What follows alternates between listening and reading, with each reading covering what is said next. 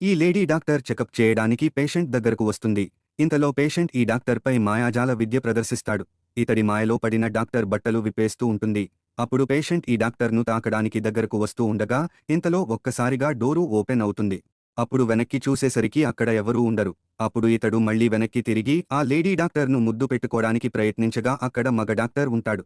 అప్పుడు పేషెంట్ నువ్వు ఎవరు అని అడగగా ఈ కుర్రాడు నేను నిన్ను చెక్ చేయడానికి వచ్చిన డాక్టర్ అని అంటాడు. అలాగే తన పవర్స్ ఉపయోగించి ఈ చెడ్డ పేషెంట్ను ఒక్క దెబ్బతో బయటకి పడేలా కొడతాడు. అప్పుడు పేషెంట్ దొంగ ఏడుపు ఏడుస్తూ అందర్నీ తాను మంచివాడిని నమ్మించడానికి ప్రయత్నిస్తాడు. కానీ ఈ కుర్రాడు ఈ పేషెంట్ మన డాక్టర్ మీద మంత్ర ప్రయోగం చేశాడని చెప్తాడు. కానీ పేషెంట్ ఆ డాక్టర్ నిజానికి నా గర్ల్ ఫ్రెండ్ అని అబద్ధం చెప్తాడు. అలాగే మంత్రశక్తులు ఆమెపై ప్రయోగించడం వల్ల డాక్టర్ కూడా ఆ చెడ్డ పేషెంట్ చెప్పే మాటలు నిజమని చెప్తుంది. అప్పుడు ఈ కుర్రాడు ఆ లేడీ డాక్టర్ వింతగా ప్రవర్తించడం చూసి ఈమెకు ఏదో అయిందని భావించి ఆమె మత్తులో నుండి బయటపడేలా ఆమెపై తన శక్తులు ప్రయోగిస్తాడు. మత్తులో నుండి బయటకు వచ్చాక లేడీ డాక్టర్ ఆ పేషెంట్ పెద్ద మాయలోడు అని చెప్తుంది. అలాగే వాడి మాయలో నుండి నన్ను బయటపడేయాలని ఈ కుర్రాడిని అడుగుతుంది.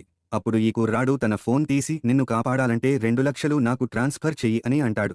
అప్పుడు ఆ అమ్మాయి స్నేహితురాలు వెంటనే ఈ కుర్రాడికి డబ్బులు ట్రాన్స్ఫర్ చేస్తుంది.